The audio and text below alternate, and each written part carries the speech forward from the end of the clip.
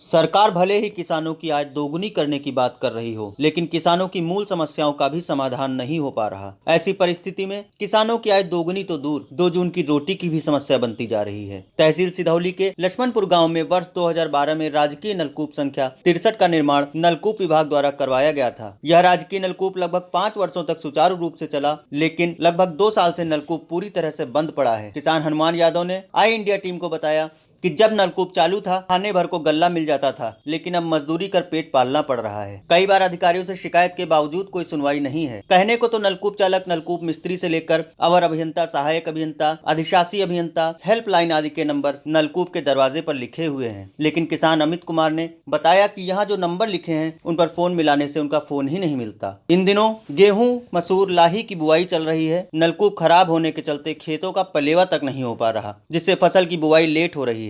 कुछ किसान निजी पंपिंग सेट से खेतों में पलेवा गन्ने की फसल में सिंचाई करने को मजबूर हैं, लेकिन कुछ तो वह भी नहीं कर पा रहे, क्योंकि डीजल के बढ़ते दाम और निजी पंपिंग सेट मालिक प्रति घंटा 250 से 300 रुपए ले रहे हैं। वहीं किसानों को पाइप का किराया अलग से देना पड़ रहा है। इस तरह तहसील क्षेत्र के नील गाँव में बना राजकीय नलकूप संख्या 15 भी लगभग 1 दशक से खराब पड़ा है। ऐसे में किसान लालजी, रामजी सिंह, सत्य प्रकाश, वेद प्रकाश, हनुमान यादव, रमेश कुमार, विष्णु कुमार सहित आधा सैकड़ा छोटे किसानों का कहना है कि पानी की कमी के कारण खेती की उपज इतनी घटी है कि किसानों ने किसानी छोड़कर मजदूरी का रास्ता अपना लिया है। मतलब जो है, जब से ये नलकूप चालू था तब से हमको मतलब जो है गल्ला खाने भर को मिल जाता था और कुछ बेच भी लेते थे। और जब से ये नलकूप खराब हो चुका है तब से बड़ी समस्या है। हम मजदूरी कर रहे हैं, बड़ी आपत्ति है।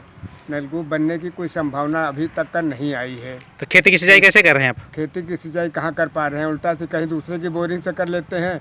कहीं मतलब कम से कम मीटर 2-4 किलोमीटर दूरी से मतलब जो है पाइप डाल करके लाते हैं, तो उसमें पूरा नहीं पड़ता है।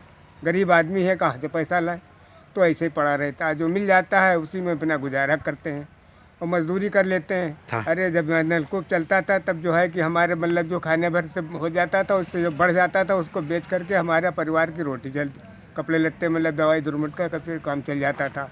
अब वो भी नहीं है। अरे जब से खराब है तभी से तो हम परेशान हैं। अरे शिकायत एक बार नहीं, पहले कई बार शिकायत की गई, लेकिन कोई सुनवाई नहीं होती है। इस नलकूप की वजह से कम 50 के किसान तो यहाँ परेशान है। हमारे अगल बगल वाले हम है खेत दी है न, हमारे हम बनवाए न। अब हमारे सब जमीन पड़ती पड़ी है और ना कोई यहाँ देखा हुए, ना भाला हुए। ऑपरेटर आवते हैं, देख लेते हैं और बस चले जाते हैं। जो 3 साल से ना, 2 साल से ना आया हुआ, 3 साल से ना आया हुआ। ज़्यादा झूठ हम कम बोली। जो हम खेत दे दिया हमसे कहता है तुम देख रेख करो, हम इसका रात दिन बचाते रहा सब वो दिन।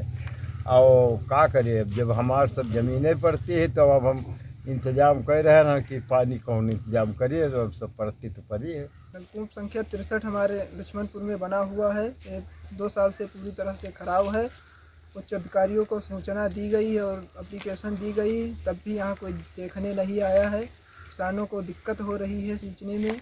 डीजल ला के सींच रहे हैं, उससे बहुत बड़ी दिक्कत है। मतलब 1 घंटे में 2-3 बीघे, एक बीघा में 2-3 घंटे लगते हैं और किसान परेशान है। हर जगह पानी नहीं पहुँच रहा है, खेत अपना बो नहीं पा रहा है।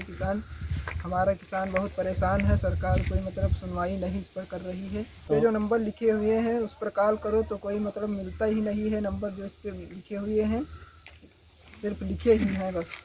और सर यहाँ पर जो ऑपरेटर है नलकूप संख्या 63 का, हमको पता भी नहीं है कौन ऑपरेटर है। यहाँ आज तक देखने 2 साल हो गए, देखने तक नहीं आया। ना किसानों से मतलब पूछा कि क्या दिक्कत है, उनको क्या प्रॉब्लम है, यहाँ देखने भी नहीं आया। हमको पता भी नहीं है कि कौन सा ऑपरेटर है यहाँ। समस्या का हमारे यहाँ जब सरकारी टेबल चलता था तब अच्छा खासा मतलब धान और गेहूँ होता था।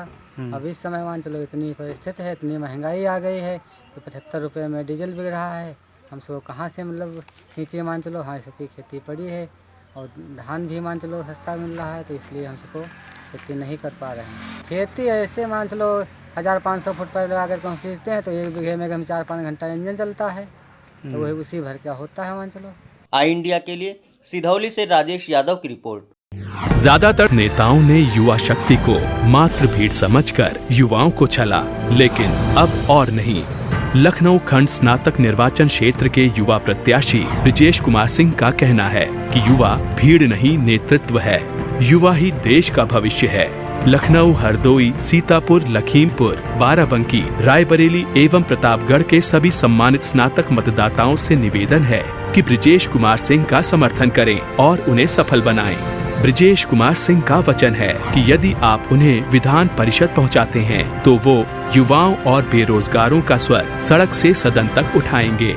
मतदान केंद्र पर दी गई लेखनी का प्रयोग कर बैलेट पेपर पर दूसरे स्थान पर अंकित ब्रिजेश कुमार सिंह के नाम के सामने 1 लिखकर अपने मत का सार्थक प्रयोग करें और परिवर्तन के साक्षी एवं सहभागी बने।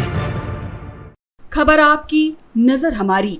देखते रहिए आई इंडिया।